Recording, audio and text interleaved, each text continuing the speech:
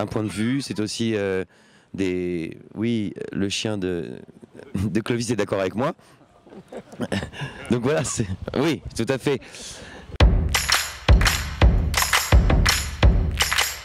Je m'appelle Odette. Je deviendrai une grande danseuse étoile. Ma petite Odette, je t'aime, ma chérie. C'est incroyable ce Gilbert. T'oublies pas, c'est Gilbert qui vient me chercher. Gilbert! C'est Gilbert. Ils partent à la montagne, ils proposent d'emmener Odette. On va demander à Odette. Bah non, c'est nous ses parents, c'est à nous de décider pour elle. Je me demandais si tu voudrais pas jouer à la poupée avec moi. Par contre, tu le dis à personne. C'est l'histoire d'une petite fille qui devient jeune fille puis jeune femme, Odette, et qui a subi les viols répétés enfant de la part d'un ami de la famille et qui, à l'âge adulte, décide de sortir de la honte et du secret. Et c'est l'histoire de la résilience de cette jeune femme. Avec Clovis, on avait été invités à voir la pièce. Et, et toi aussi? Ouais. On a tous été invités à voir la pièce, après on nous a proposé les rôles et on a tous les trois dit oui spontanément. Tu voudrais bien jouer à la poupée avec moi? Ah oui, en plus j'en ai plein! Chut.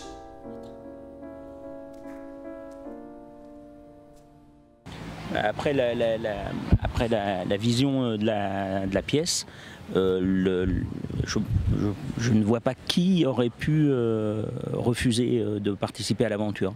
C'est-à-dire que pour le coup, je pense qu'on avait tous des choses à faire et tout, mais là, tu restes quand même un peu scotché, quoi, sur déjà le travail qu'ils avaient fait avec la scène, ce qu'elle faisait sur scène, la manière de le raconter, et du coup, quand les deux viennent te voir en disant voilà, on aimerait beaucoup, c'est important pour nous que vous fassiez partie de l'aventure. C'est compliqué ça aurait été très compliqué, franchement, de dire bah non. Il est salvateur de parler de ce qui vous est arrivé. On croyait que j'allais détruire la vie de mes parents, alors Miguel c'est le meilleur ami de la famille. Personnellement, quand j'ai vu le spectacle, je me suis dit, je ne vois pas comment ils vont faire un film de ce spectacle. Mais il n'y avait pas de scénario à ce moment-là. Moi, je ne l'avais pas lu. Donc, je me suis dit, bon, s'il y a un scénario de ça, c'est que forcément, tu fais confiance aussi à des producteurs, tu fais confiance à des gens qui font du cinéma pour dire, nous, on va faire un film de ça.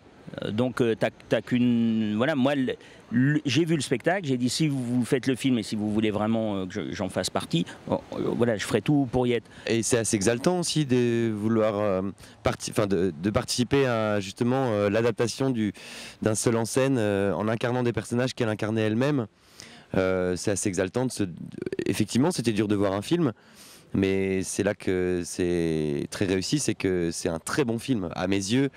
Voilà, c'est très réussi et il y a de la mise en scène, c'est pas juste l'adaptation de l'histoire. C'est pas la question en fait, ce que nous acteurs on pense de nos personnages, tout le monde s'en fout.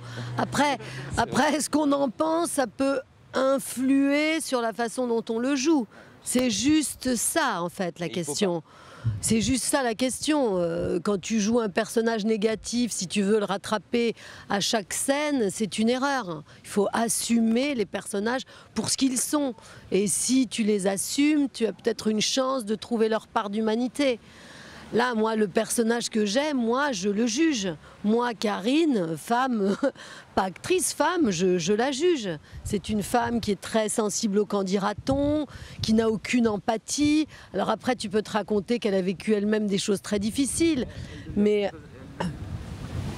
ça se suppose, oui, ça se suppose. Donc elle a sans doute des circonstances atténuantes. Mais ce qu'elle fait, c'est atroce, c'est immonde.